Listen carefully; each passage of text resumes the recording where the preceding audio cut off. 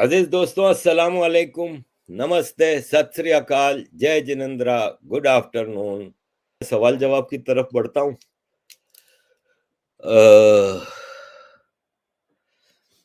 अभिनाथ जी नमस्कार, वेलकम। हर हर महादेव। आरिफ जी, अगर डिफॉल्ट हो गया है तो कैनेडियन कॉफी की दुकान में इतना लंबा लाइन कैसे? देखो, कैनेडियन कॉफी कहाँ खुली है? डीएचए में।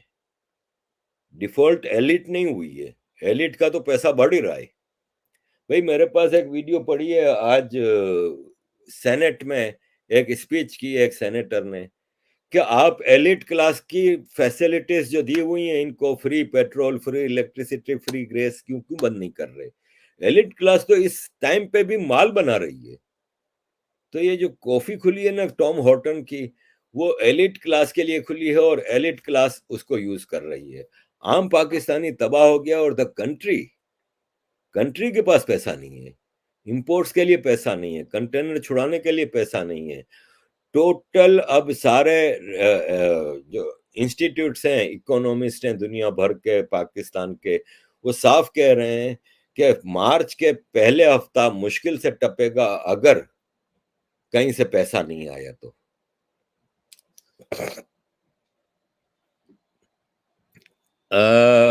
खेमू राठौड़ जी, थैंक यू जी।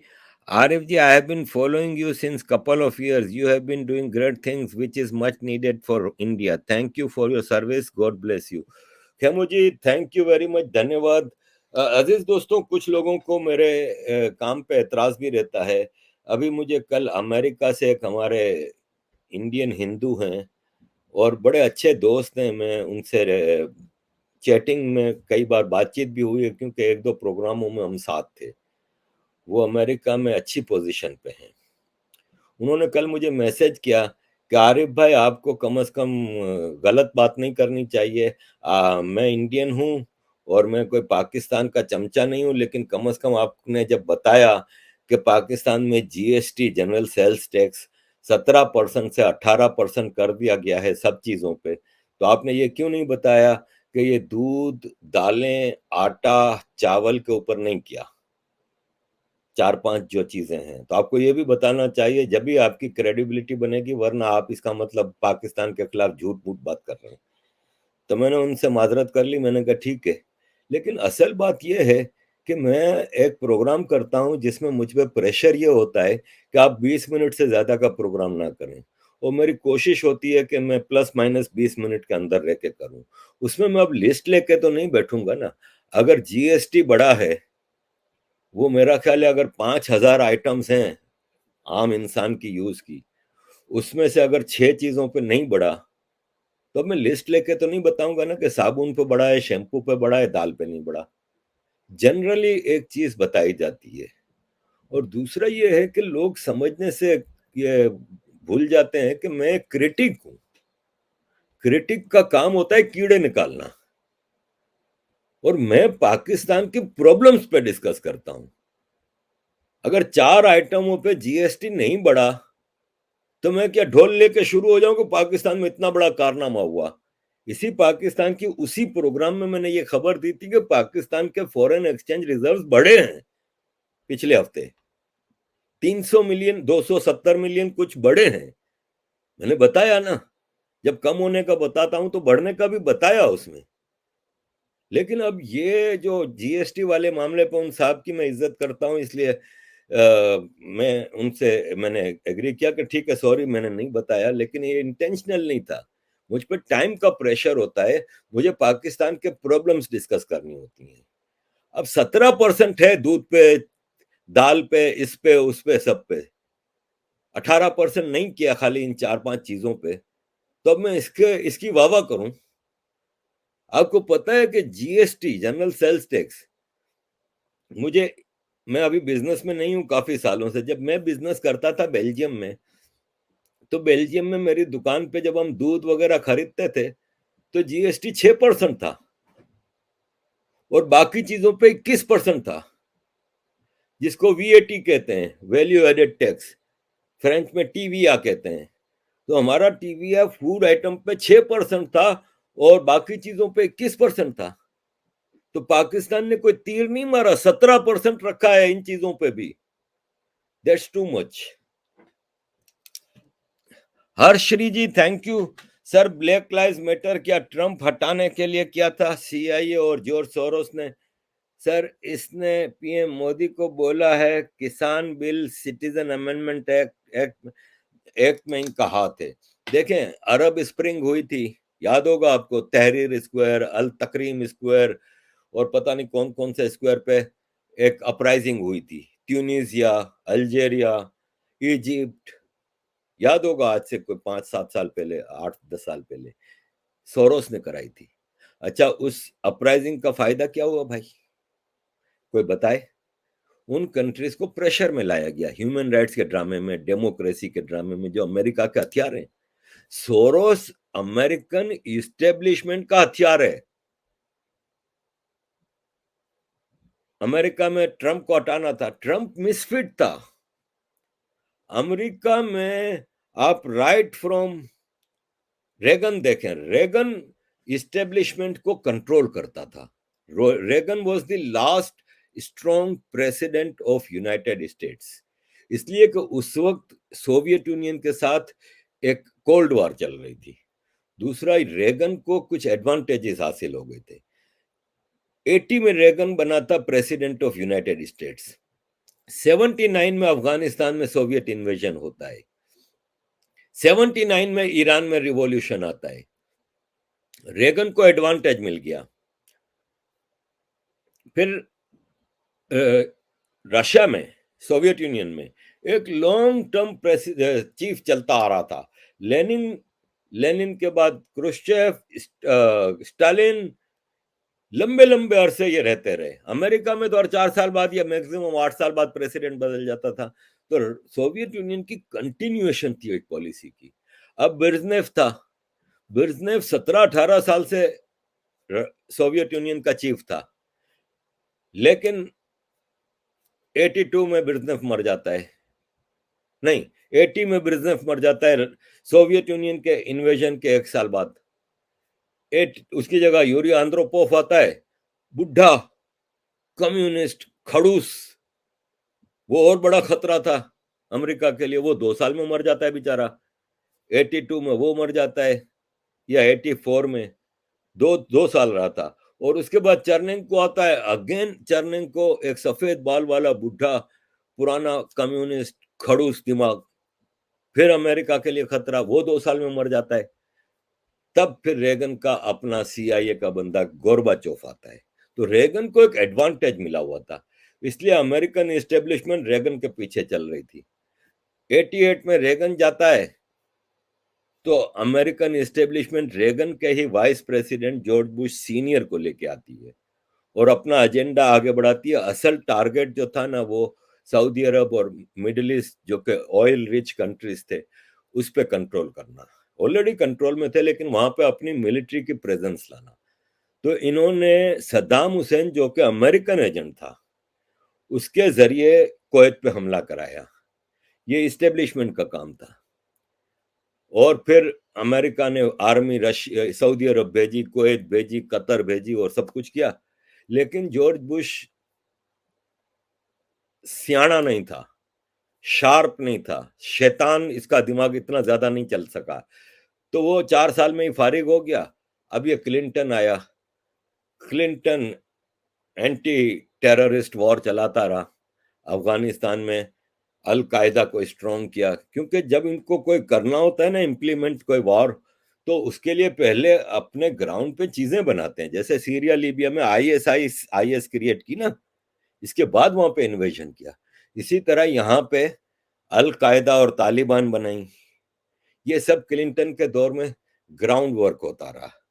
फिर अमेरिका की एसएस कोल शिप था, जो हवाई जहाज वाला एयरक्राफ्ट कैरियर, उस पे हमला हुआ था, अल कायदा का पहला बड़ा हमला। कश्ती जाके पूरी बम के साथ उस शिप में जाके लगी थी। वो क्लिंटन के पीरियड में था, जिसके रिटेलिएशन में क्लिंटन ने मिसाइल स्ट्राइक्स की थी अफगानिस्तान में।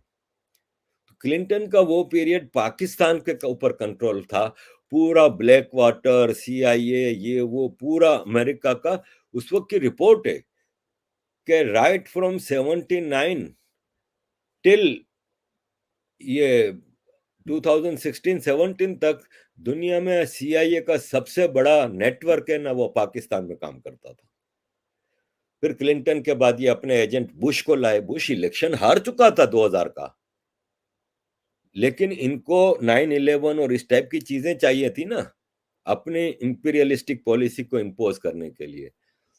बुश को लाया गया, हालांकि अल गोर इलेक्शन जीत चुका था, लेकिन बुश का भाई, जॉर्ज बुश का भाई जेफ बुश फ्लोरिडा का गवर्नर था, वहां पे मैनिपुलेट करके इसको जितवाया और इस तरह जॉर्ज बुश आया। 8 साल इसने इस अमेरिकन एस्टेब्लिशमेंट के एजेंडे को चुपचाप पूरा किया। फिर इसके बाद आया वन ऑफ द बिगेस्ट शैतान in American history, Barack Obama. Barack Obama ने तो एस्टेब्लिशमेंट के लिए 2 हाथ आगे बढ़ के किया काम, क्योंकि उसके अंदर गिल्ट था। उसका मिडिल नेम हसन था, बराक हुसैन ओबामा। वो हुसैन इसको हर्ट करता था और वो प्रेशर आता था कि तुम्हारे अंदर मुस्लिम खून है, वो गिल्ट है जिसने सीरिया, लीबिया, इराक तबाही मचाई इसने। इसके बाद आया ट्रंप, और ट्रंप फिट नहीं बैठता था अमेरिकन एस्टेब्लिशमेंट के। वो एंटी एस्टेब्लिशमेंट, वो एक बागी था, वो अमेरिका में तब्दीली लाना चाहता था।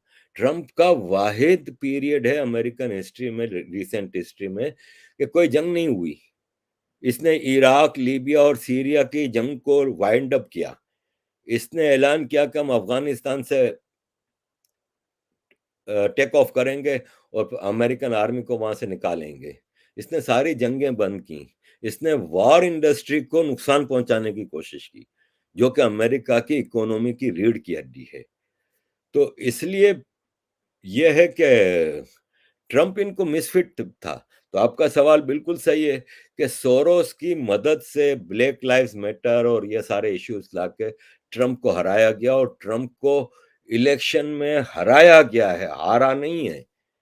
इसलिए कि अमेरिका की total corporate sector, pharmaceutical, IT वाली, फेसबुक और ये और वो, और वार इंडस्ट्रीज, इन सब ने फंडिंग बाइडेन को की। अगर 100 करोड़ की फंडिंग होती थी ना, तो उसमें 95 करोड़ बाइडेन को हुई है, 5 करोड़ ट्रंप को हुई है। Funding is basic thing. दूसरा, मैनिपुलेशन, रिगिंग। ट्रंप आखिर तक चीखता रहा कि वोटिंग के लिए फोटो आईडी कार्ड होना चाहिए। अमेरिका में फोटो आईडी कार्ड नहीं है वोटिंग के लिए, यहां पे भी नहीं है।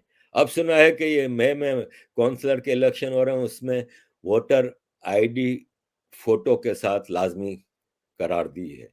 वरना पिछले साल यहाँ पे मई में इलेक्शन हुए थे काउंसलर के, तो मैं उसमें एक हमारी हिंदू बहन थी, उसके लिए सपोर्टिंग में था। तो मैं देखता था कि वोट भरे के भरे जा रहे हैं। पता चला वो ओल्ड होम में जो लोग रहते हैं ना, उनके, अगर एक मिसाल है 25 आदमी वहां पे ओल्ड होम में रहते हैं, उनके वोट कोई और आके डाल रहा है, 25 के 25 एक आदमी पर्चियां फक करके फेंक के जा रहा है, जब आपके पास वोटर आईडी की फोटो का ही सिस्टम नहीं है। तो अमेरिका में ट्रंप को हराया गया। सॉरी, जरा लंबा हो गया। करण खतवानी जी, करण भाई कैसे हैं? नमस्कार, हर हर Mahadev. How are you? Soros is making sure that Modi should come into power with huge majority. बिल्कुल बिल्कुल बिल्कुल। मैंने कहा ना, शुरू में ही कहा, एक्चुअली शुरू की बातें कुछ लोग मिस कर जाते हैं जो लेट आते हैं। मैंने शुरू में ही कहा था कि इस देश पे महादेव की कृपा है, महादेव की नजर है, महादेव की रक्षा में है ये देश, जिसकी वजह से इसका कोई कुछ नहीं बिगाड़ सकता। भाई, अभी मैं एक पोस्ट पढ़ रहा था, हमारे जयपुर डायलॉग वालों ने ही बनाई है पोस्ट, कि आज अगर विंस्टन चर्चिल होता तो वो खुदकुशी कर लेता। वो ये देखता कि भारत तो इंटरनेशनल लेवल पे जियोपॉलिटिकल पावर बनता जा रहा है। भारत की इकोनॉमी यूके की इकोनॉमी से बड़ी हो गई है। भारत के हिंदुओं को विंस्टन चर्चिल कुछ नहीं समझता था, आज वो हिंदू पूरी दुनिया पे रूल कर रहे हैं, कंपनियों के कॉर्पोरेट सेक्टर पे और वगैरह वगैरह। तो बिल्कुल इस देश पे शिव जी की कृपा है, रक्षा है उनकी, और ये देश कुछ भी कर ले। देखो 1300 साल बहुत बड़ा टाइम होता है। 1300 साल इस देश को तबाह करने पे पूरी दुनिया की पावर्स आई। पोर्टुगीज आए, फ्रेंच आए, ब्रिटिश आए, मुसलमान, सारी एम्पायर आती रही। चाहे अब्बासी एम्पायर हो, चाहे बनु उमैया हो, चाहे ओटोमन एम्पायर हो, मुसलमान यहाँ पे आते रहे। मुसलमान यहाँ अफगानिस्तान से आते रहे, तुर्की से आते रहे, उज्बेकिस्तान से आते रहे, ताजिकिस्तान से आते रहे, हर जगह से आते रहे। क्या उखाड़ लिया, ठीक है, नुकसान पहुंचाया बहुत इस देश को। आज भी 100 करोड़ हिंदू है, इसका मतलब ये सत्य युग है, ये सत्य वचन है, भगवानों का है। इधर इधर ये भगवानों का देश है, इसका कोई कुछ नहीं बिगाड़ सकता। ऐसे 550 शोरोस आए, जैसे हमारे एक दोस्त हैं, हमारे बड़े भाई हैं, जनरल टिनी धिलोन, उनकी किताब आई थी, कितने गाजी आए कितने गाजी चले गए। तो यहाँ पे कितने सोरोस आए और कितने सोरोस चले गए।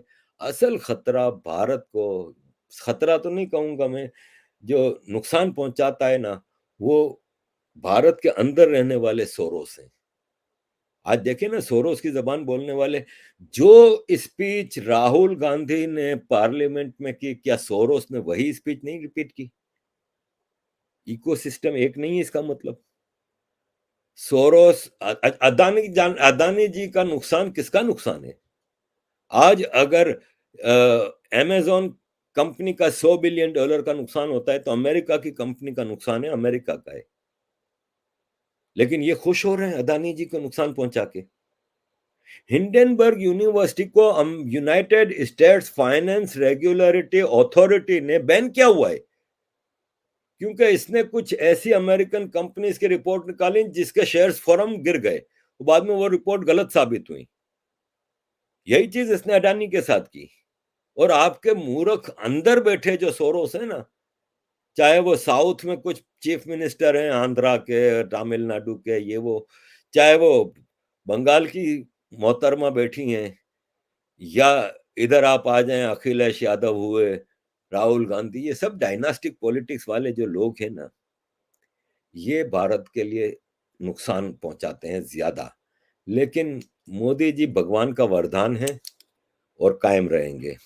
अभिनाथ जी नमस्कार। क्या पीएसएल इस टाइम में करना सिर्फ एलिट का एंटरटेनमेंट है? पीएसएल से तो किसी भी डोमेस्टिक प्लेयर्स को पीएसएल में नहीं लेते, जैसे खुर्रम मंजूर एटसेट्रा।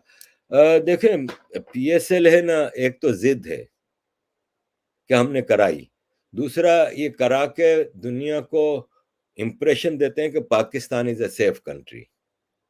पहले तो मैं यहाँ पे यही विश करता हूँ कि पीएसएल में कोई मसला ना हो, इसलिए कि आफ्टर ऑल इसमें प्लेयर्स हैं और ख़ास तौर पे बाहर के प्लेयर्स आए हैं, तो कोई टेररिज्म इनके साथ ना हो, यही अच्छा है।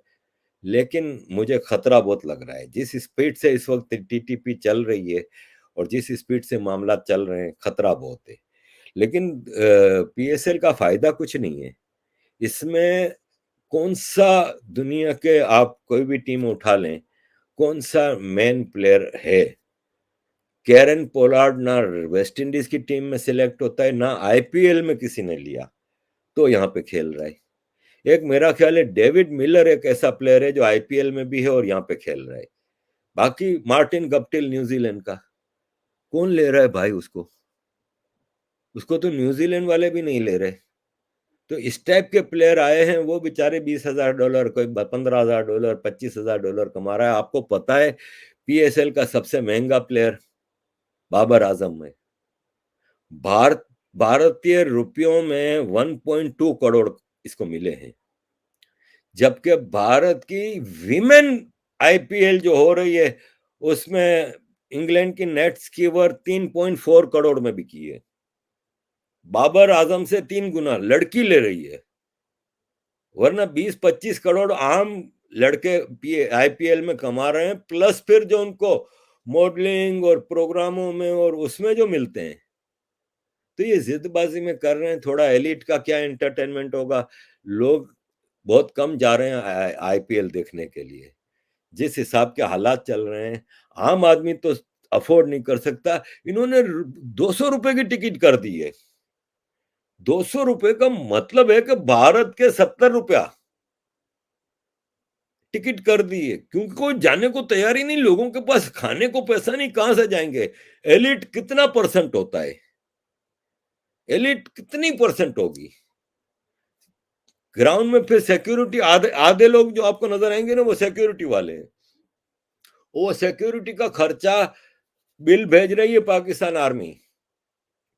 मैंने एक बलोचिस्तान पे आज वीडियो बनाई है, वो भी मैं कल परसों लगाऊंगा। उसमें बाकायदा सेनेट में एक बलोच सेनेटर स्पीच करते हुए बता रहे हैं कि 40 से 50 अरब रुपए का बलोचिस्तान गवर्नमेंट को फ्रंटियर कांस्टेबली वो बिल भेजती है हर साल, कि हम बलोचिस्तान में जो ऑपरेशन कर रहे हैं उसका 40-50 अरब रुपया है। तो ये पीएसएल को बिल जा रहा है, आर्मी तो इसमें कमा रही है।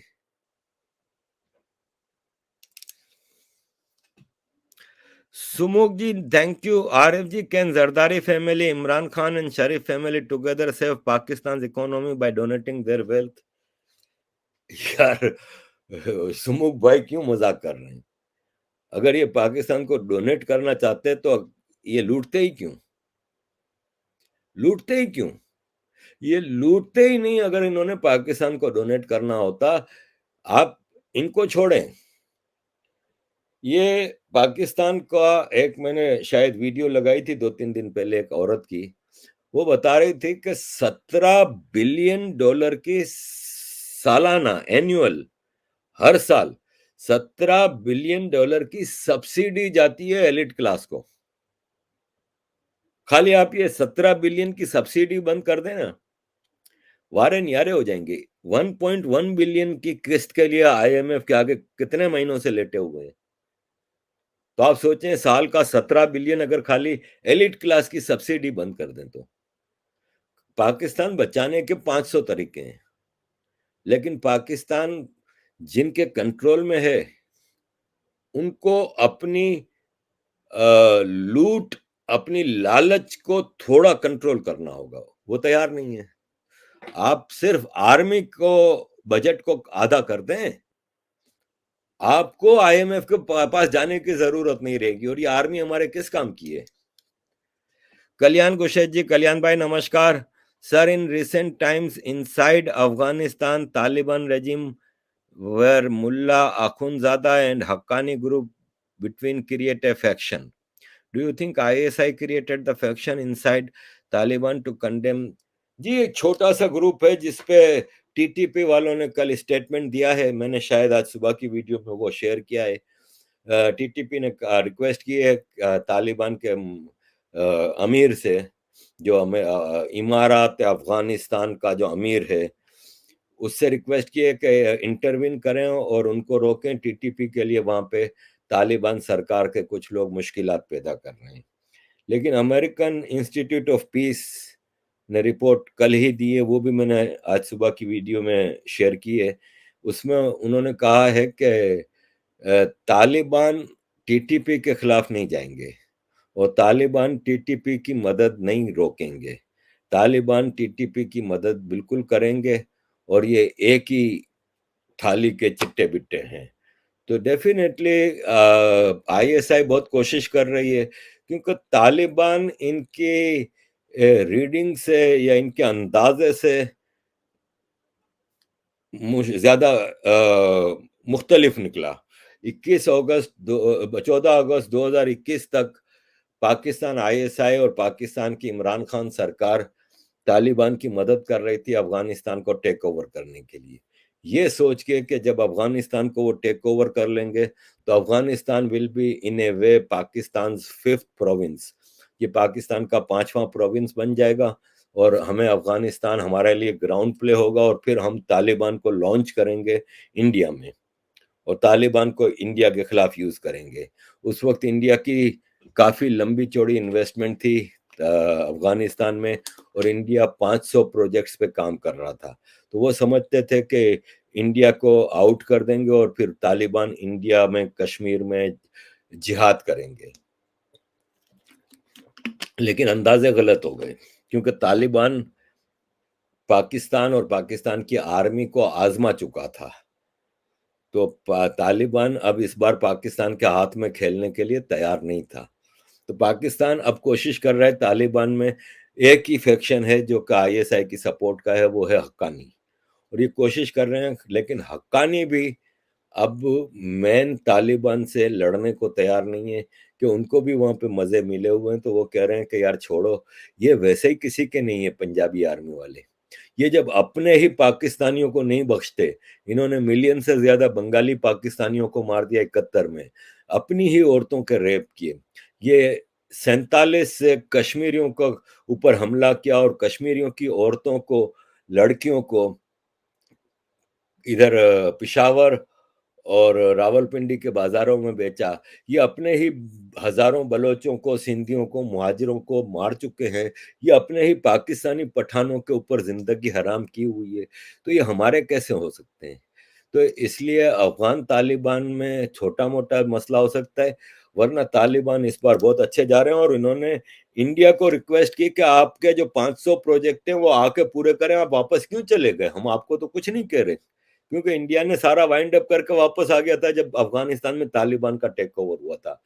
तो तालिबान की काफी डिस्कशंस हुई हैं, कई इंडिया के डेलीगेशन गए थे काबुल, और तालिबान ने इनको श्योरिटी दी कि हम तो आपके एहसानमंद हैं, आप ही तो एक कंट्री हो इस दुनिया में जिसने अफगानिस्तान में कंस्ट्रक्टिव रोल अदा किया है, डिस्ट्रक्टिव रोल अदा नहीं किया, आप ही एक पॉजिटिव फोर्स रहे हैं, आप प्लीज आए और अपने 500 प्रोजेक्ट पूरे करें, आपको टोटल सिक्योरिटी देंगे।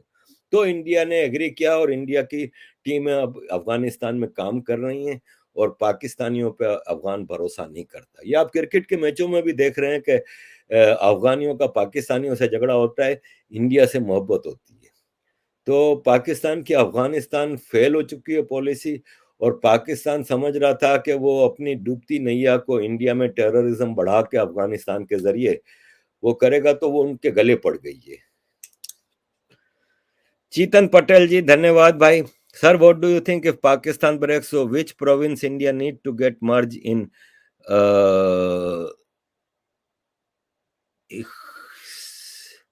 अखंड भारत?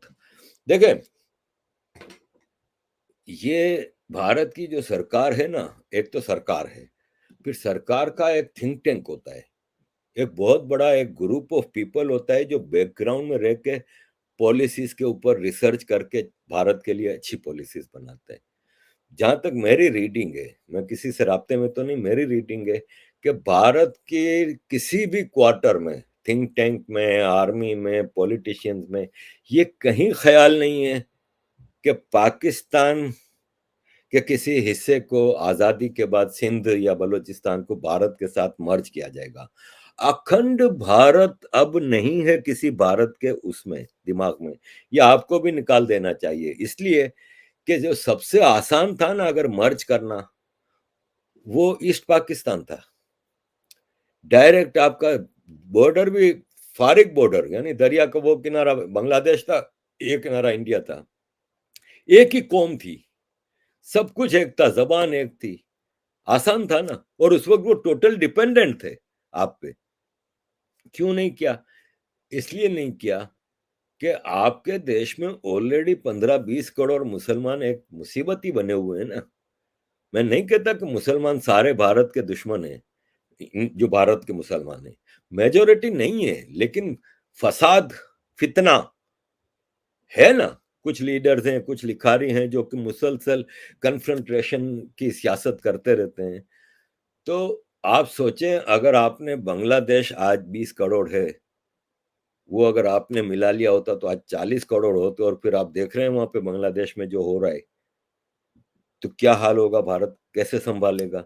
तो यहां से अगर आप 8-10 करोड़ सिंध के लोग अगर भारत के साथ मर्ज करते हैं, और ये वो लोग हैं जो रेडिकलाइज हो चुके हैं, जहां 50 साल से गली गली में मदरसा है, सिंध में आप देख ही रहे हैं हिंदू लड़कियों के साथ क्या हो रहा है, तो क्या इस रेडिकलाइज सोसाइटी को आप अपने साथ मर्ज करोगे? जरूरत ही नहीं है। मैं कहता हूं आप इनको आजाद कराएं, और इनके ऊपर नजर रखें, इनके साथ क्लोज रिलेशनशिप रखें, इनको आईएसआई के ट्रैप में ना फंसने दें, जैसे आपने बांग्लादेश में गलती ये की कि आजादी के बाद बांग्लादेश चला गया आईएसआई के कंट्रोल में, और भारत की सरकार मुंह देखती रही। तो ये ना कीजिएगा, आप इनके ऊपर सारा हिसाब किताब रखिएगा, लेकिन मर्ज ना कराइएगा, मर्ज कराने का भारत को बहुत नुकसान होगा। Murli Rao ji, thank you, sir. Happy Shivratri to you and your family. Arif ji, do you think Imran Khan will get arrested? What will happen in Pakistan's political situation now? Imran Khan ने ऐलान किया है कि बुध से jail भरो तहरीक शुरू करेंगे, लेकिन वर्कर जेल भरेंगे। इमरान खान को गिरफ्तार करने के लिए अदालत के ऑर्डर आ चुके हैं। इमरान खान को गिरफ्तार करने के लिए पूरे पंजाब की पुलिस रोज जमान पार्क लाहौर जाती है और ये फौरन ऐलान कर देता है कि पीटीआई के वर्कर आ जाओ, तो 2-3 हजार वर्कर जमान पार्क के चारों तरफ खड़े हो जाते हैं। अब पुलिस या तो उनको मारे, उनके ऊपर गोलियां चलाए और फिर आगे बढ़े तो फिर बड़ा मसला होगा। तो ये डरपोक आदमी है, इसका घर तो बनी गाला इस्लामाबाद है, ये लाहौर में क्यों बैठा है? समझ रहे हैं ना? तो ये डरपोक आदमी है, ये गिरफ्तारी से बचने की कोशिश कर रहा है। अब 2 दिन है, अदालत ने कह दिया है कि भाई इसको अदालत में आना है जमानत के लिए, उसकी जमानत कैंसिल हो गई है। अगर जमानत बढ़ानी है तो अदालत आए। तो वकील ने कहा कि इमरान खान 70 साल का बूढ़ा आदमी है, बूढ़ा आदमी की सेक्स लाइफ तो देखो, बूढ़ा आदमी लकीरें खींच रहा है तो बूढ़ा नहीं है। और टांग का यार अब कितने महीने हो गए यार, गोली भी नहीं लगी है इसको, तो छर्रे के वो लगे हैं। यार मैं टमाटर काट रहा था, ये मेरा छुरा यूं अंदर घुस गया पूरा, इतने दूर तक। मेरे बच्चे पीछे पड़े रहे कि पापा टांके लगवाने के लिए चलो। ये 2 हफ्ते में ठीक हो गया। उसके तो कई महीने हो गए प्लास्टर चढ़ाकर, ड्रामे ही खत्म नहीं होते। तो अदालत में जब ये सब कहा गया तो इसने कहा, अदालत ने, कि भाई ऐसा करो कि इसको स्ट्रेचर पे लेके आओ, इसको व्हीलचेयर पे लेके आओ, जैसे भी लाना है लाओ, वरना इसकी जमानत कैंसल है। मंडे तक का टाइम दिया है। ये नहीं जाएगा, क्योंकि इसको पता है कि अदालत में जाएगा तो अदालत के अंदर तो 5,000 कारकुन इसका वर्कर नहीं पहुंचेगा ना, अदालत में इसको गिरफ्तार कर लिया जाएगा। तो ये नहीं जाने वाला, ये एक क्लैश करवाना चाह रहा है। ये कह रहा है जेल भरो तहरीक, तो सबसे पहले लीडर होता है ना जो आगे बढ़ता है जेल में जाने के लिए, खुद नहीं जा रहा।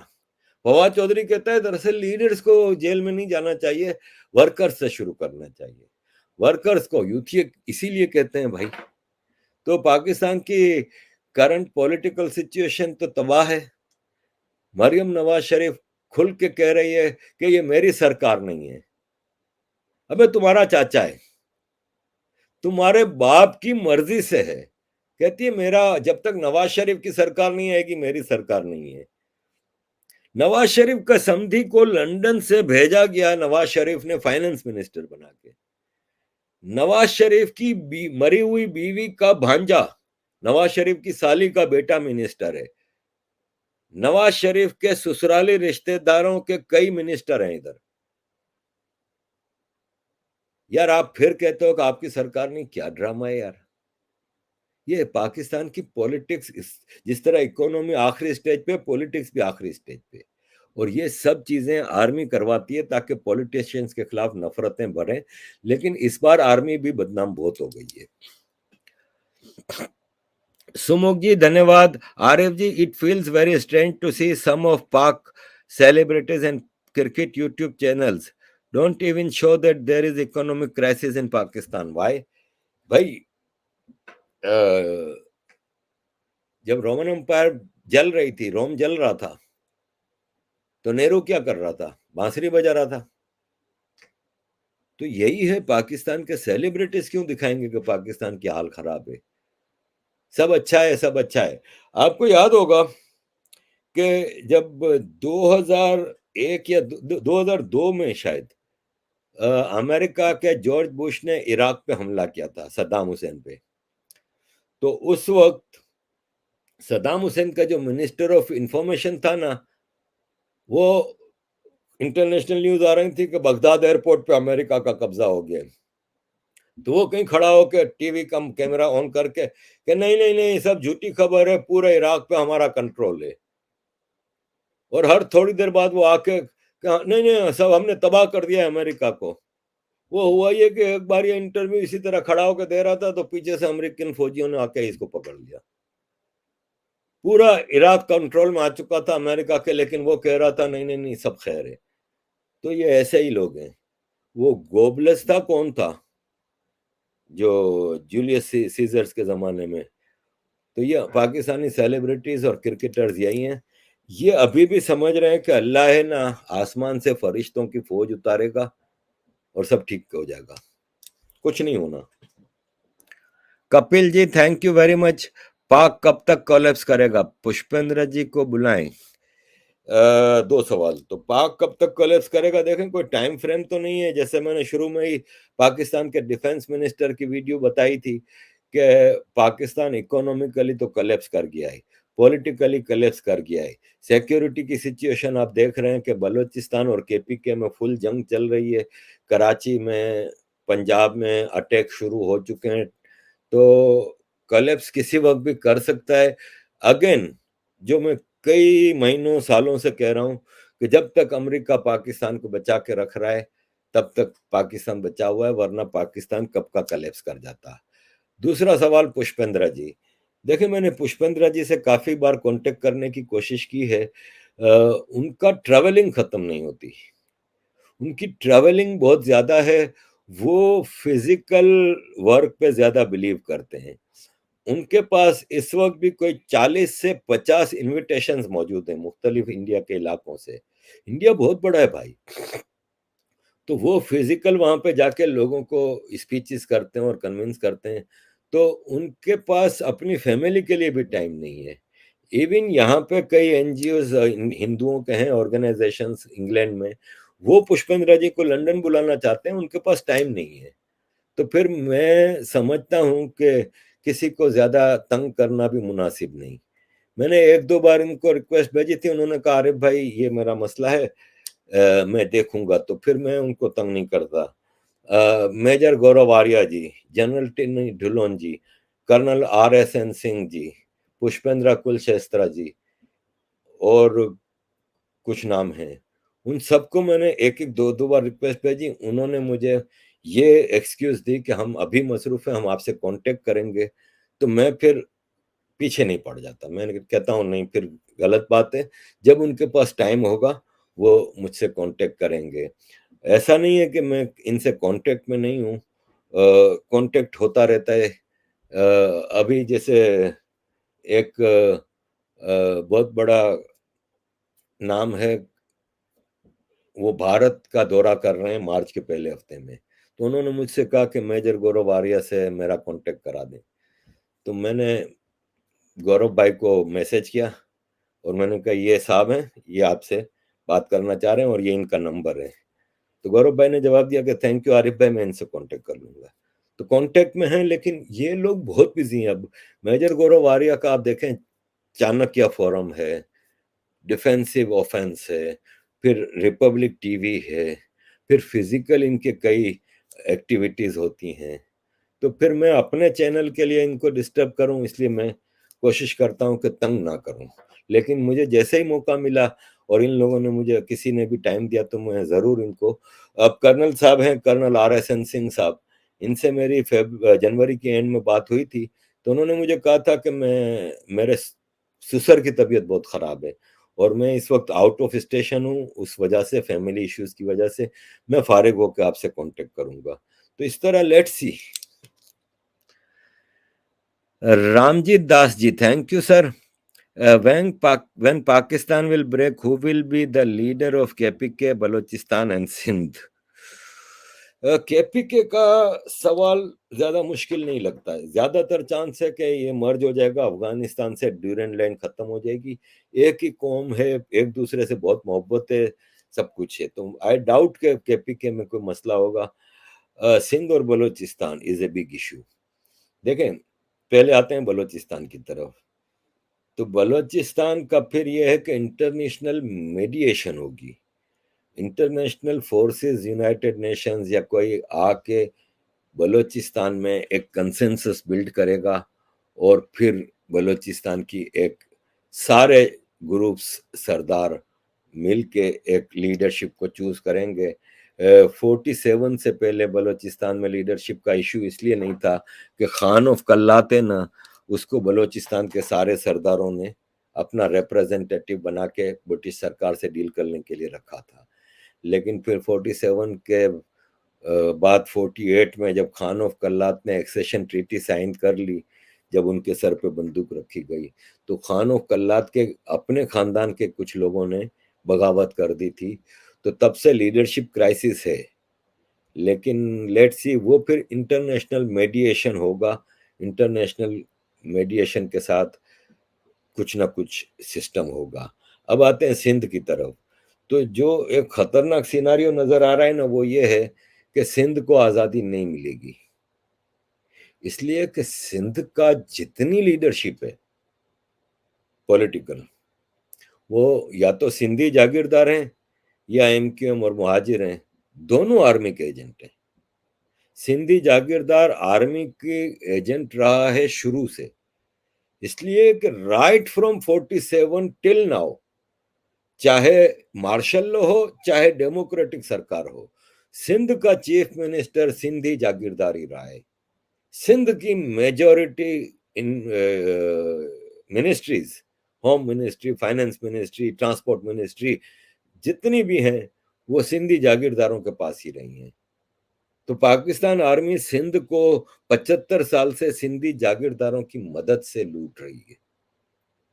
इसी तरह जो अर्बन सिंध है, कराची, हैदराबाद, सखर, मीरपुर खास, नवाबशाह शहर हैं जो, वहां पे मुहाजिर हैं। मुहाजिरों की जो जमात बनी है, ये जो एमक्यूएम, जितने एमक्यूएम के ग्रुप इन्होंने बनाए हैं, सब आर्मी की गोद में बैठे हैं। जो सिंधु देश की मूवमेंट चला रहे हैं वो ज्यादातर बाहर बैठे हैं, ग्राउंड पे इनके वर्कर्स हैं, लेकिन वो बलूचिस्तान वाली सिचुएशन नहीं है। तो सिंध में नजर ये आ रहा है कि कल को पाकिस्तान टूटता है और अमेरिका पाकिस्तान की मदद करता है उस सिनारियों में भी, तो वो ये करेंगे कि सिंध और बलूचिस्तान एक ही मुल्क रहे, ताकि पंजाब को बॉर्डर वो सी पोर्ट मिल जाए कराची का, और सिंध के रिसोर्सेज पे वो पंजाब आर्मी रूल करे। और अमेरिका को डबल एडवांटेज होगा कि बलूचिस्तान की पोर्ट्स भी मिल जाएंगी, ग्वादर और सी साइड पूरी मिल जाएगी, बलूचिस्तान के रिसोर्सेज, तो अमेरिका बलूचिस्तान से भी डील कर लेगा और रिमेनिंग पाकिस्तान पे। तो ये एक बड़ी खतरनाक सिचुएशन है हम सिंध वालों के लिए, कि ये एक सिनारियो है। अब अगर आजाद हो ही जाता है, अगर सिंध में वाकई एक ऐसी मूवमेंट आ जाती है सिंधी और मुहाजिरों की तरफ से, तो फिर लीडरशिप डिपेंड करता है कि क्या होती है सिनारियो उस वक्त। लेकिन जागीरदारों का कंट्रोल बहुत है, जो कि आर्मी के एजेंट हैं। अभिनाग जी थैंक यू। क्या इज्जत की कमाई और मेहनत नफल में पाकिस्तान की कोई एलिट विश्वास रखता है? It seems all are just there to exploit. No Abhinag ji, कोई भी नहीं। पाकिस्तान की एलिट चोर डाकू दुनिया के सबसे करप्ट तरीन लोग हैं, ये घटिया तरीन लोग हैं, ये अपने ही देशवासियों को खून चूस चूस के वो कर रहे हैं। आपने 100 करोड़ कमा लिए ना, अब आपकी लालच कम होनी चाहिए। आपने 100 अरब कमा लिए ना, अब आपकी लालच, इनकी तो लालच ही खत्म नहीं होती भाई। भाई आप देखें, आसिम सलीम बाजवा आपके सामने मिसाल है, 3 से 4 बिलियन डॉलर का एम्पायर खड़ा किया हुआ है, इसके बाद भी सीपेक का चेयरमैन बनने आ गया रिटायरमेंट के बाद। अबे ले लिया, कर लिया, अब जा दफा हो मर्द साले। उसके बाद भी इमरान खान का इंफॉर्मेशन एडवाइजर और सीपेक का चेयरमैन रिटायरमेंट के बाद। और ये उस वक्त की बात है जब इसकी अमेरिका में प्रॉपर्टीज की एम्पायर, इसकी पापा जॉन्स सब ओपन हो चुकी थी। एक एस्टिमेट था उस वक्त 1.5 से 2 बिलियन डॉलर का इसका पूरा नेटवर्क था। इसके बाद भी ये लूटने के लिए बैठा था। इनकी लालच का कोई अंत ही नहीं है।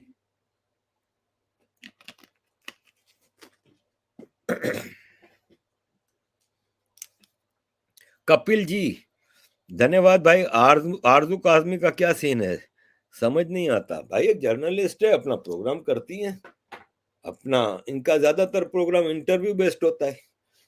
और मैं तो नहीं देखता कोई ऐसे प्रोग्राम, तो मुझे पता नहीं है।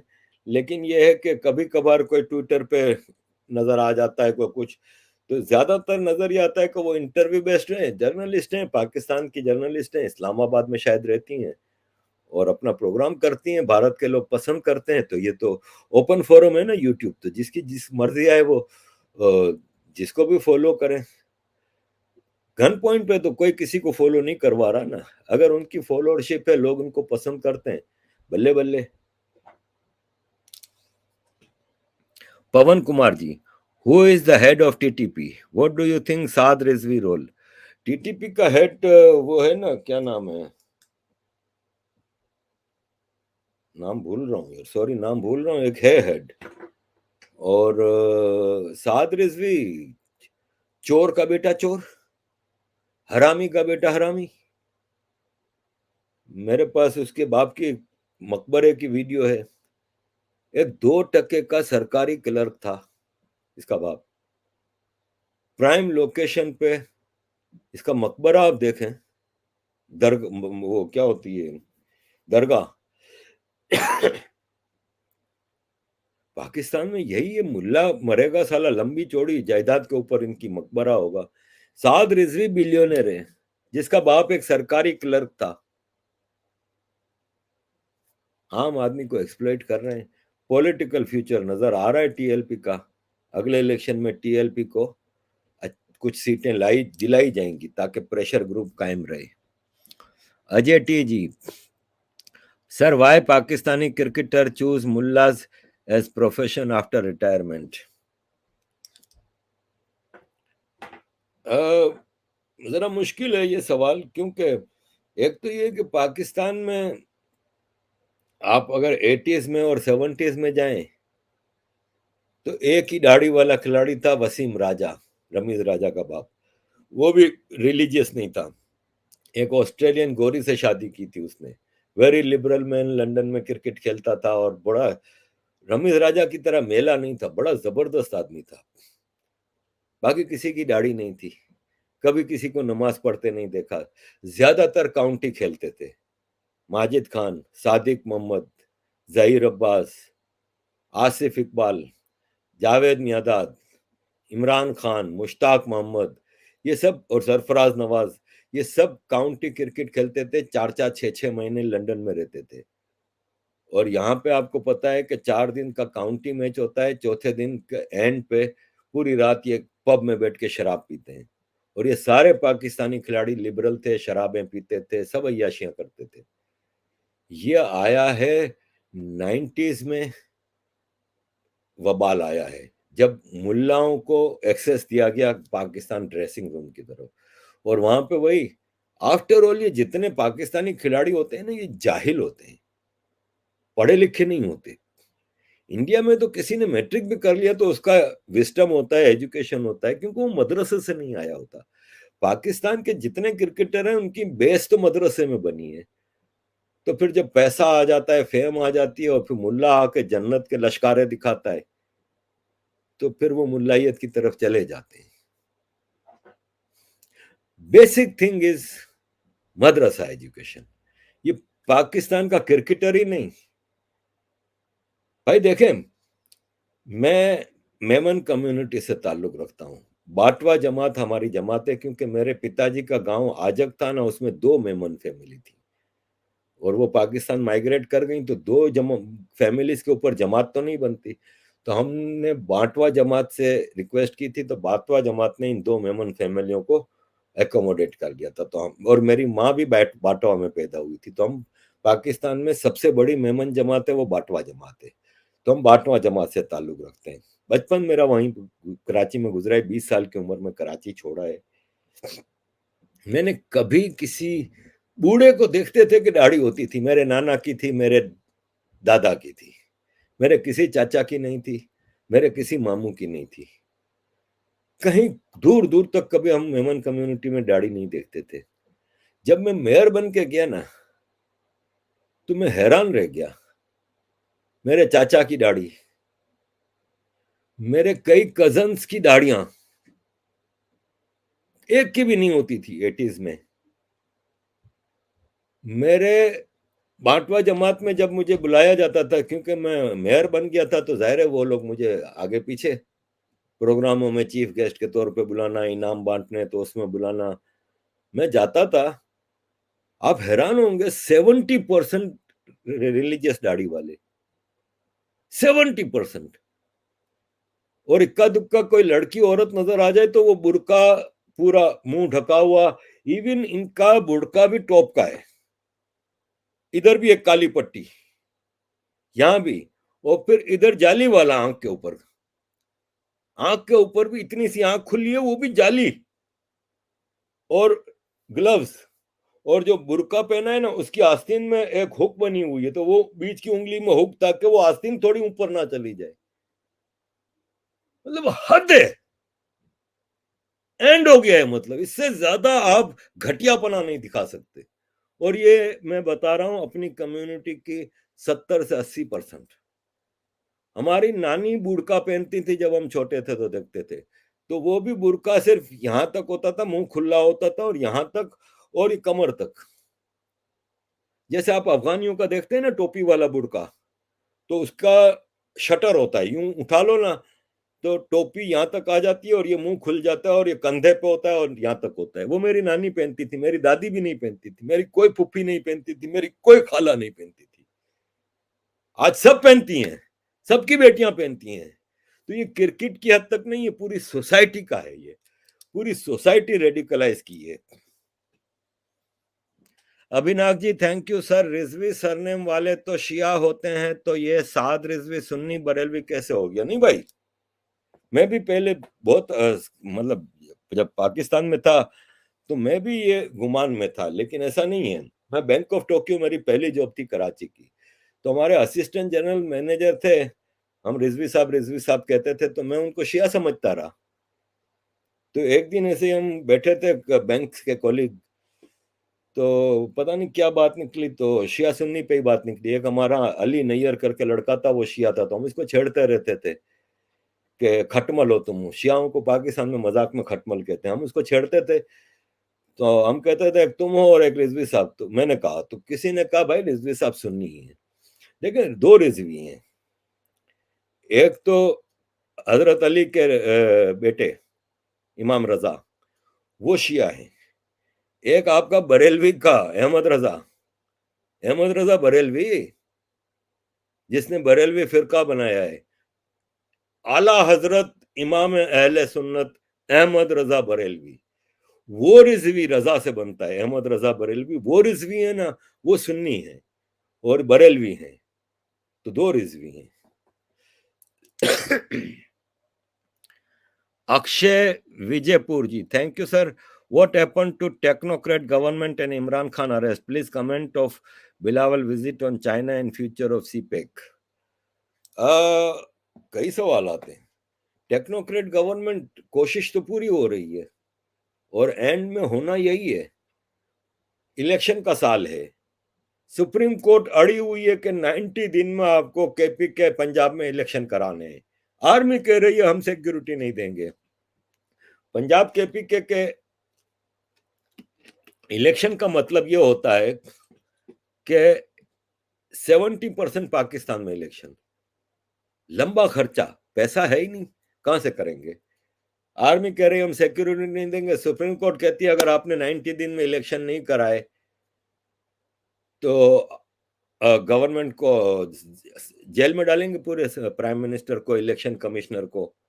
ऑलरेडी महीने से ऊपर हो गया है, केपी के और पंजाब असेंबलीज को रिजॉल्व हुए, तो इलेक्शन नहीं होगा तो क्या होगा फिर? तो टेक्नोक्रेट गवर्नमेंट आएगी। इमरान खान का अरेस्ट क्लैश से बचना चाहती है सरकार। जब इमरान खान ने अपने 2-3 हजार कारकुन बिठा दिए जमान पार्क अपने घर के बाहर, तो पुलिस या आर्मी अंदर घुसेगी कैसे? यूथ ही आपको पता है पागल है साले। तो कोई चांस ढूंढ रहे हैं, जहां मौका मिला इमरान खान गिरफ्तार हो जाएगा। आगे आपने कहा है कि बिलावल की विजिट चाइना और future of CPEC. Future of CPEC कुछ भी नहीं है। चाइना ने जो करना था कर लिया, पाकिस्तान को कर्जे दे दिए, अपने मकसद हासिल कर लिए, ग्वादर पोर्ट हासिल कर ली, ग्वादर तक तकरीबन रास्ता क्लियर हो गया है। मजे से चाइना ने अपने मकसद पूरे कर लिए हैं। अब और चाइना की गवर्नमेंट ने तो आपको एक पैसा नहीं दिया, चाइना की बैंकों ने दिया है। वो अभी जनवरी में 500 मिलियन पाउंड, 500 मिलियन डॉलर की जो किस्त थी, गन पॉइंट पे आके लेके गए। तो नहीं, सीपेक का कोई आगे काम नहीं है। पाकिस्तान इस झांसे में था, आ गया, और चाइना को पहले भी पता था, आज भी पता है कि पाकिस्तान अमेरिका का एजेंट है, पाकिस्तान अमेरिकन कंट्रोल में है, पाकिस्तान अमेरिका की बीवी है, मेरे साथ गुलछड़े उड़ा रही थी और चाइना मजे ले रहा था। ये ऐसा ही है ना कि मेरे पड़ोस की एक बीवी है, मेरे साथ सेट हो गई है, पड़ोसी बाहर जाता है, मैं मजे ले रहा हूँ बीवी के। बीवी भी वक्त गुजारी के लिए कि चलो मेरे से छोटे मोटे तोहफे मिल रहे हैं, और उसके शोहर को भी पता है, शोहर कहता है चलना बाहर में जाना, मैं तो अमेरिका हूँ, मेरी और 50 रखे ले, करने दे इसको भी, है तो आखिर मेरी बीवी। तो यही चाइना को भी पता है कि पाकिस्तान अमेरिका की बीवी है। रोजर मंगेला जी धन्यवाद सर। पवन कुमार जी, इस Faiz Hamid silence status off peak, इस फैज हमीद साइलेंस्ड अच्छा, status of PoK people, why is Mohammad Rizwan preaching Islam in cricket, why is Imran not escaping Pak and go to London? कई सवाल आते हैं भाई। देखें, फैज हमीद पावरलेस हो गया ना, अब आर्मी में नहीं है, आर्मी से निकल के आपकी मेजर हैकड़ी निकल जाती है। अब बाजवा भी नहीं है, फैज हमीद भी नहीं, बाजवा तो चला गया बाहर, फैज हमीद बैठा हुआ है चुपचाप। उसको पता है कि मैं आर्मी, तो आर्मी के लोगों का कभी कोई केस नहीं बनता, गिरफ्तार नहीं होते, कुछ नहीं होता, तो उसको पता है मेरा किसी ने कुछ बिगाड़ना नहीं। बैठा हुआ है, मौका देख रहा है, कल को अगर Imran Khan by chance government में आ जाता है तो ये डिफेंस मिनिस्टर बन सकता है। Status of PoK people, PoK Gilgit Baltistan में बड़ी मूवमेंट चल रही है, तंग आ गए हैं लोग, let's see. Mohammad Rizwan preaching Islam in cricket, वो अभी मैंने क्रिकेट में के हवाले से बता दिया डिटेल में कि किस तरह पूरी सोसाइटी ही तबलीग पे लगी हुई है, खाली मोहम्मद रिजवान क्या। Why Imran Khan is not escaping Pakistan and go to London, Imran Khan ये समझता है कि अभी इसका पाकिस्तान में रोल है, इसलिए कि इसने जो पाकिस्तान की रूलिंग ओलिगार्की है ना, इसमें इनरोड्स बनाए हुए हैं। पाकिस्तान की जुडिशरी के ज्यादातर जो करंट जजेस हैं ना, उनकी फैमिलीज पीटीआई में, तो जजेस की हमदर्दी भी पीटीआई के साथ है। अब ये देखें ना कि फवाद चौधरी गिरफ्तार होता है, शेख रशीद गिरफ्तार होता है, आजम होती गिरफ्तार होता है, शहबाज गिल गिरफ्तार होता है, एक हफ्ते से ज्यादा किसी को गिरफ्तार नहीं रख सके, क्योंकि जुडिशरी फौरन इनको आजाद करवा देती है। जिस दिन गिरफ्तार होते हैं उसी दिन जज ऑर्डर दे देता है कि हॉस्पिटल लेके जाओ। अबे साले 4 साल हुकूमत करता रहा तो शेख रशीद एक दिन भी हॉस्पिटल नहीं गया, ना शहबाज गिल गया, ना फवाद चौधरी गया, लेकिन गिरफ्तार होते उसी शाम को इनको हॉस्पिटलों के दौरे कराए जाते हैं। जेल में इनको ऐसी फैसिलिटीज होती हैं कि जेल से वीडियो मैसेजेस दे रहे हैं। किसी और को आपने सुना है कि बलोच को, मुहाजिर को, सिंधी को, पख्तून लीडर को जब बंद करते हैं तो उनको ये फैसिलिटी होती है। तो जुडिशरी इमरान खान की सपोर्ट में है। आर्मी में इनरोड्स हैं, क्योंकि आर्मी के रिटायर्ड तो 90% पीटीआई के साथ है, इमरान खान के साथ है, उनकी फैमिलीज भी और जनरल्स भी, और फिर हाजिर सर्विस में भी काफी इन्फिल्ट्रेशन है। तो ये है कि इमरान खान समझता है कि ये पाकिस्तान में रिवोल्ट ला सकता है, और कमिंग फ्यूचर में अगर कहीं इलेक्शन बाय चांस हो गए तो वो फिर अपनी पब्लिक पावर और ये हायरार्की में जो इसकी सपोर्ट है उसकी मदद से समझता है कि वो इलेक्शन जीत जाएगा। इमरान खान को एक चीज का पता है कि मैं पंजाबी हूं, और पाकिस्तान की हिस्ट्री में किसी पंजाबी को आज तक सजा नहीं हुई। सिंधी प्राइम मिनिस्टर को फांसी लगा दिया था, सिंधी प्राइम मिनिस्टर बेनजीर भुट्टो को गोली मार दी थी, सिंधी प्राइम मिनिस्टर लियाकत अली खान को गोली मार दी थी, मुहाजिर था लेकिन सिंध से था। बंगाली प्राइम मिनिस्टर हुसैन सईद सोहरवर्दी को बेरूत में जाके मार दिया था, लेकिन पंजाबी किसी प्राइम मिनिस्टर को या लीडर को इस तरह नहीं किया गया। इमरान खान को यह पता है कि मेरा ये कुछ नहीं बिगाड़ सकते, मैं अगर जेल चला गया तो और बड़ा लीडर बन जाऊंगा। तो ये आई डाउट कि इमरान खान के साथ कुछ होगा, वो पाकिस्तान में इसलिए बैठा हुआ है। Kalyan Goshet ji, RS sir, do you think Imran Khan will be disqualified in upcoming election because ISI have enough evidence against him and Pakistan judiciary totally controlled by the establishment? जी, evidence तो इतना कुछ है, एक evidence काफी है। पाकिस्तान में शरिया law है, पाकिस्तान के कॉन्स्टिट्यूशन में मेंशन्ड है कि पाकिस्तान के सारे कानून जो है ना वो शरिया के अंडर में आते हैं, और शरिया क्या कोई लॉ नहीं बन सकता। पाकिस्तान में जना की सजा पत्थर से मारने की है, हद लगती है उसके ऊपर, हद जो कहते हैं। इमरान खान की एक बेटी बगैर शादी के पैदा हुई है, सीता वाइट की, और ये अभी लास्ट वीक जमाइमा ने एक इंटरव्यू में कहा है, मेरे पास वो वीडियो पड़ी है, मैं अगली किसी वीडियो में आपके साथ शेयर करूंगा।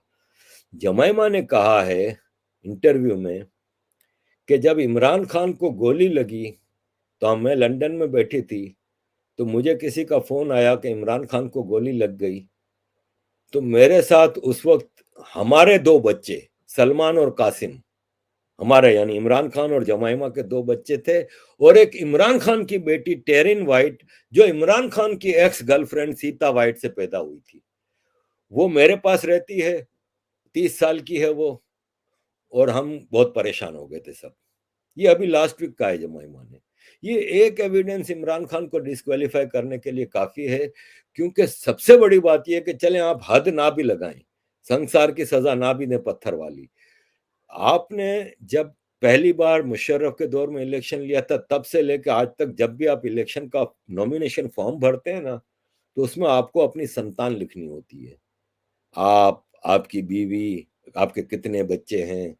उसमें कभी इमरान खान ने अपनी बेटी टेरन वाइट को नहीं डाला, तो झूठ लिखा ना, तो डिस्क्वालीफाई एक इस चीज पे हो जाता है, बाकी कई चीजें और हैं। लेकिन आपने कहा कि इस्टेब्लिशमेंट के कंट्रोल में जुडिशरी है, लेकिन मैं पिछले ही सवाल में बता चुका हूं कि जुडिशरी और इस्टेब्लिशमेंट में इमरान खान के भी काफी सपोर्ट है। तो लेट्स सी, डिस्क्वालीफाई तो जब चाहे इसको कर सकते हैं। इसके ऊपर फॉरेन फंडिंग केस है और भी कई केसेस हैं। Akshay Vijaypur ji, thank you sir, can we trust Pakistan YouTuber like Qamar Cheema, Sajid Tarar, Fakhar Yousuf, Imran Riaz Khan, what is your opinion on them? देखिए, अच्छा नहीं लगता कि मैं किसी के बारे में राय दूं।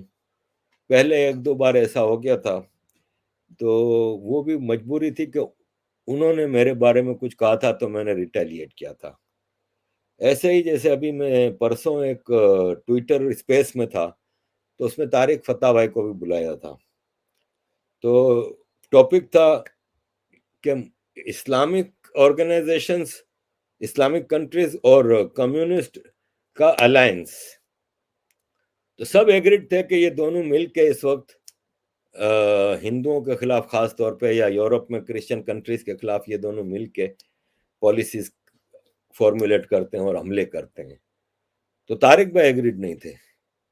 तो जो होस्ट थी, और कई लोगों से तारिक भाई की मुसलसल बहस हो रही थी, और तारिक भाई अपने पॉइंट्स बता रहे थे और वो अपने, तो उसमें जो होस्ट थी वो मुझे उन्होंने आवाज दी कि आरिफ भाई please jump in and convince Tariq भाई। तो मैंने उनको कहा कि नहीं भाई, मैं तारिक भाई से बहस नहीं करने के मूड में, क्योंकि ऑलरेडी आपको पता है आरजू काजमी वाले मामले पे मेरे और तारिक भाई के बरसों पुराने ताल्लुकात खराब हुए थे, बड़ी मुश्किल से सेटल हुए हैं, तो मैं फजूल में बहस में क्यों पढ़ूं भाई, ठीक है ना।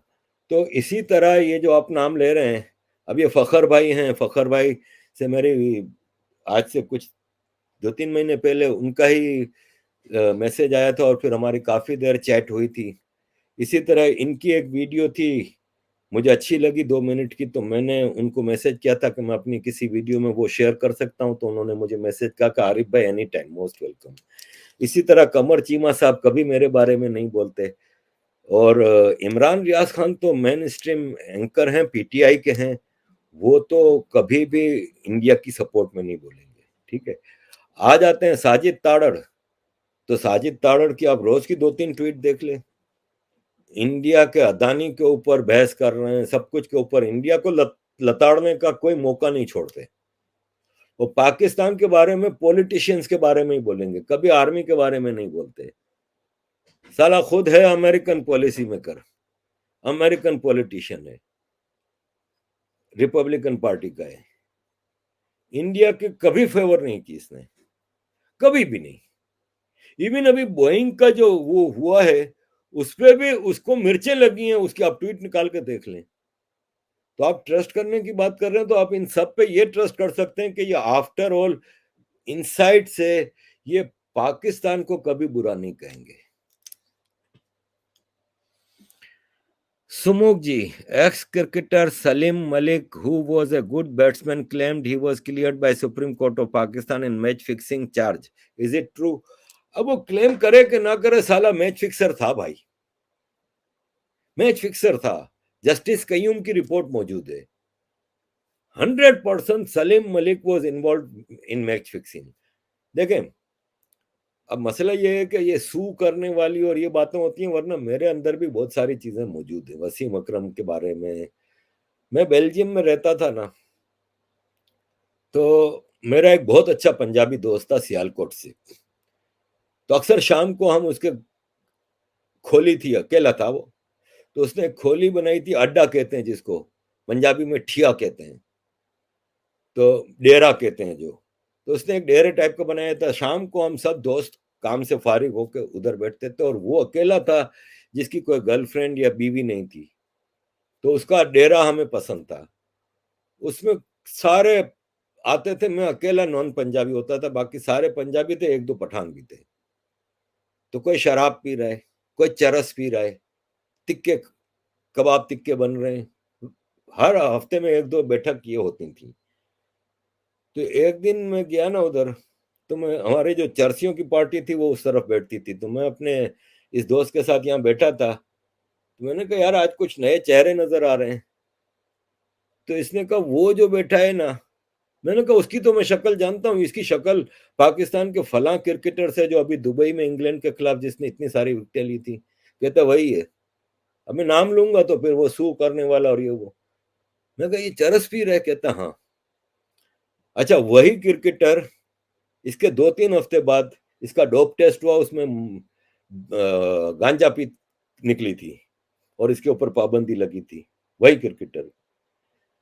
तो मैं, उसने इशारा किया, कहता वो जो दूसरा बैठा है ना, जो इस वक्त सूटा मार रहा है। मैंने कहा, कहता है ये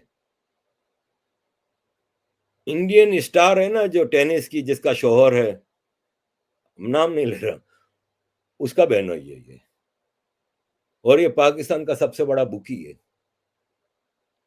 सबसे बड़ा मैच फिक्सिंग फिक्सर है ये उस क्रिकेटर का बहनोई है जो इंडियन टेनिस स्टार का शोहर है। गले तक धंसे हुए हैं पाकिस्तान के क्रिकेटर। किस किस का नाम लूं मैं? बस राव जी, धन्यवाद। बस जी, आपका मैसेज मिला था, आप थैंक यू। आपने जो ईमेल पे शायद आपका मैसेज आया था। I sincerely appreciate your deep knowledge in this subject, kindly accept my contribution for your efforts, stay blessed.